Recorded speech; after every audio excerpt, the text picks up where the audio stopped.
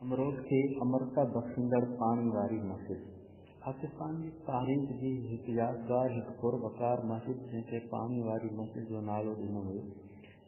माण्हू उनखे जुणिजा मस्जिद बि सॾींदा आहिनि। खीरथर कैनाल जे विच में हुअण जे करे उनखे खीरथर मस्जिद बि चयो वेंदो आहे, पर घणा तणा माण्हू उनखे पानी वारी मस्जिद ई चवंदा आहिनि। हीअ हिकु तारीख़ी ऐं निराली मस्जिद आहे जंहिंजे बारे में घटि माण्हुनि खे ॼाण आहे। हिन मस्जिद मां पाकिस्तान जी तारीख़ ऐं पाकिस्तान जे नज़रिए खे हिकु उहा सधारा बुनियाद मिलिया जिन जो मुंतक़ी नतीजो हिकु धार वतन यानी पाकिस्तान जी सूरत में निकितो ऐं जितां इल्म इरफान ऐं ॾाहप जा उहे सितारा उभरिया जिन अॻिते हली पाकिस्तान जे नज़रियाती सरहदुनि जी हिफ़ाज़त कई।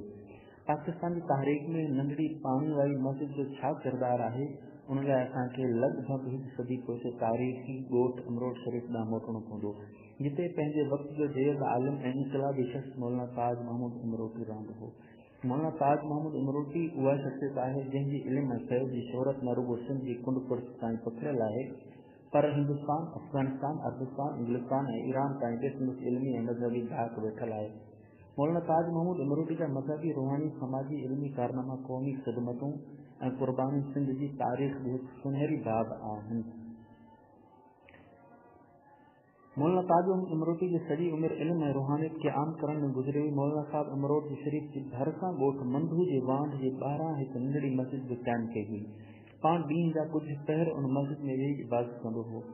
मंधू जी वांढ वञण लाइ अमरोट शरीफ़ खां हिकु रोड अचे थो जंहिंजे ॿिन्ही पासनि खां साई पोख ऐं बाग़नि जो सिलसिलो शुरू थी वञे थो। खजनि जे वणनि जी शाखूं हथ लोॾे ईंदड़नि खे फलिकार कनि थियूं। सायनि पोखनि खे छॾे थोरो अॻिते अचिबो त ओचितो ई हिकु ख़ूबसूरत मस्जिद नज़रनि अॻियां अची वेंदी। पानी वारी मस्जिद ही उहा ई आहे मस्जिद आहे जंहिं नंढी खुंड जी तारीख़ ते गहरा असर छॾिया आहिनि। उहा 1923 ईस्वी जी ॻाल्हि आहे। सिखर बैराज ऐं कैनाल प्रोजेक्ट जो कमु बरतानिया सरकार जी निगरानी में शुरू थी चुको हुयो। बलोचिस्तान खे आबपाशी जो पाणी पहुचाइण जो मक़सद सां जॾहिं सिखर जे वेझो खीरथर कैनाल जी खोटाई शुरू कई वई त ही नंढड़ी मस्जिद बि खीरथर कैनाल जे रस्ते में थी अची वई। तंहिं करे अंग्रेज़ सरकार मस्जिद खे शहीद करण जो क़तई फ़ैसिलो करे छॾियो। हीअ मस्जिद जुणजनि जे ॻोठ में हुई। इहो ॻोठ जंहिंखे मंधू जी वांढ चयो वञे थो, सो अॼु बि उन मस्जिद जे भरिसां खीरथर कैनाल जी खाॿे कप ते मौजूदु आहे। अंग्रेज़ सरकार जुणजनि जे ॻोठ खे उथण जो नोटिस ॾिनो। ॻोठ जा माण्हू ॿिए हंधि वञी वेठा। सरकार ॻोठ जी जायुनि, वणनि, खूहनि वग़ैरह खे नास कराए कैनाल जी खोटाई शुरू करे छॾी। हिन नंढड़ी मस्जिद बि वाह जे विच में थी आई। तंहिं करे उनखे शहीद करण जो फ़ैसिलो कयऊं। मौलाना ताज महमूद उमरोटी तालके जो मुख्तियार का कलेक्टर ऐं इंजीनियर खाते वारनि खे केतिरियूं ई दरख़्वास्तूं ॾिनियूं, पर ख़ातिर ख़्वाह जवाब न मिलियो। नतीजे में मौलाना साहब अंग्रेज़ साम्राज्य सां मुक़ाबिले करण ऐं खाइनि आज़ादी हासिल करण जो ऐलान करे छॾियो। हज़ारे माण्हू गॾु थी विया। हिकु अहिड़ी दीनी, सियासी ऐं मुज़ाहमती तहरीक शुरू थी जंहिं नंढे खुंड में मौजूदु अंग्रेज़ सरकार जा बुनियाद लोॾाए छॾिया। मौलाना साहब मस्जिद जी हिफ़ाज़त लाइ माण्हुनि जा टोला मुक़ररु कया जेके जुदा जुदा वक़्तनि ते मस्जिद जी चौकी ॾियण लॻा।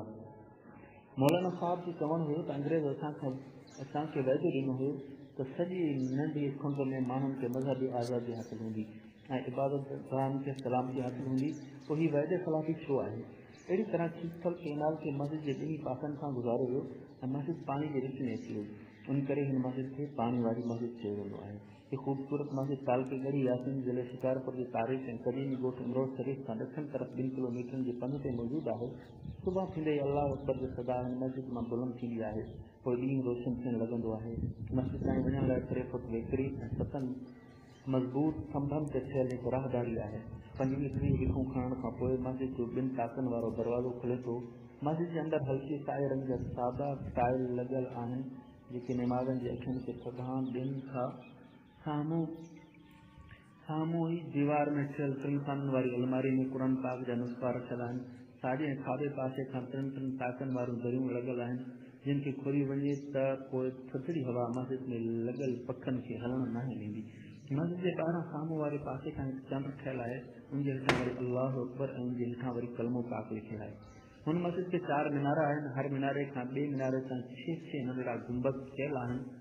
मस्जिद में इमाम समेत 10 नमाज़नि जी गुंजाइश आहे जेके सहूलियत सां बाजमात नमाज़ फ़र्ज़ अदा करे सघनि था। पानी वारी मस्जिद में नमाज़ खां पोइ जॾहिं नमाज़ी दुआ लाइ हथु खणंदो आहे त पोइ हू सोचींदो आहे हाणे हुन खां वधीक ख़ुदा खां ॿियो छा घुरां।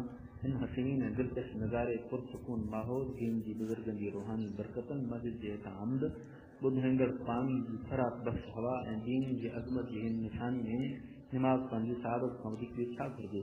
बेशक पाणी वारी मस्जिद कुदरत जो हिकु नज़ारो आहे।